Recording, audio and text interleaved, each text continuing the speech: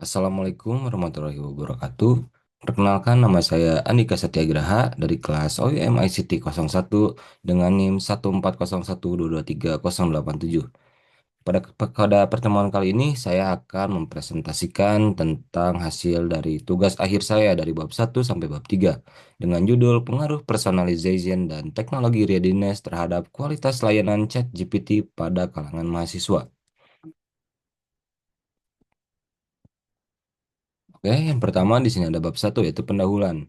Untuk latar belakang dari tugas akhir saya ini, yaitu transformasi digital telah mendorong perubahan signifikan dalam berbagai aspek kehidupan, termasuk pendidikan, perkembangan teknologi berbasis internet, memungkinkan aktivitas belajar dan akses informasi dilakukan secara cepat dan efisien tanpa batasan ruang dan waktu.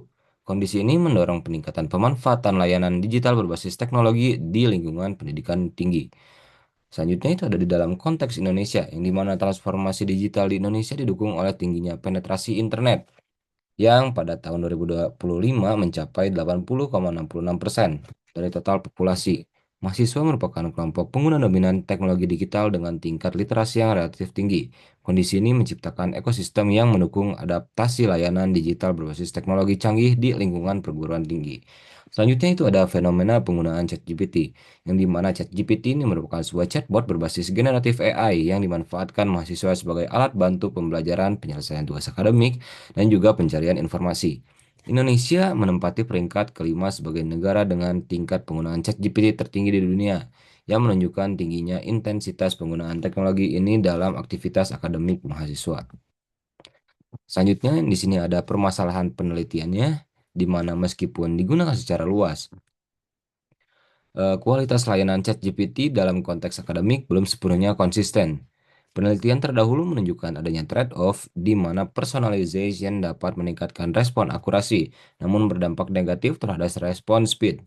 Kondisi ini berpotensi menimbulkan ketidaksesuaian antara ekspektasi dan pengalaman pengguna atau user experience gap. Selanjutnya, di sini ada research gap, yang dimana hasil penelitian sebelumnya mengatakan kualitas layanan chatbot menunjukkan temuan yang beragam dan belum konsisten, serta sebagian besar berfokus pada sektor e-commerce.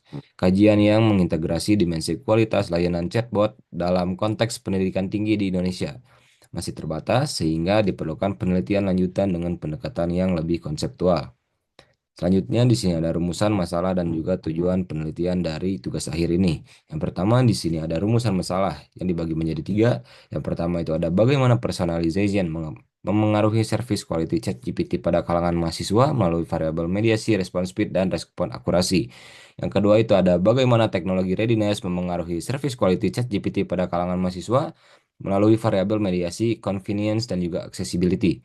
Dan yang terakhir ini ada sejauh mana dimensi fit dan dimensi viability secara simultan memengaruhi service quality ChatGPT pada kalangan mahasiswa. Untuk tujuan penelitiannya sendiri, yang pertama itu ada untuk menganalisis pengaruh personalization terhadap service quality ChatGPT melalui respon speed dan respon akurasi pada kalangan mahasiswa. Yang kedua, untuk menganalisis pengaruh teknologi readiness terhadap service quality ChatGPT melalui convenience dan accessibility pada kalangan mahasiswa. Dan yang terakhir, untuk menganalisis pengaruh dimensi fit dan dimensi viability secara simultan terhadap service quality ChatGPT pada kalangan mahasiswa. Selanjutnya, lanjut ke dalam bab 2 yaitu tinjauan pustaka, di mana landasan teori dan modelnya ini didasarkan pada teori artificial intelligence, ada juga teknologi acceptance model, dan juga fit viability model yang digunakan dalam penelitian ini. Fit Viability Model digunakan sebagai kerangka utama untuk menjelaskan kualitas layanan teknologi berdasarkan kesesuaian kemampuan sistem dengan kebutuhan pengguna serta kesiapan pengguna dalam mengadopsi teknologi. Selanjutnya, di sini ada kerangka pemikiran, yang dimana dalam kerangka pemikiran ini berujung menjadi 8 hipotesis, yang dimana personalization memengaruhi respon speed dan respon akurasi sebagai bagian dari dimensi fit, sedangkan teknologi readiness memengaruhi convenience dan juga accessibility sebagai bagian dari dimensi viability. Dimensi fit dan viability selanjutnya secara simultan memengaruhi service quality ChatGPT yang dirasakan oleh kalangan mahasiswa. Selanjutnya di sini lanjut ke dalam bab 3 yaitu metodologi penelitiannya.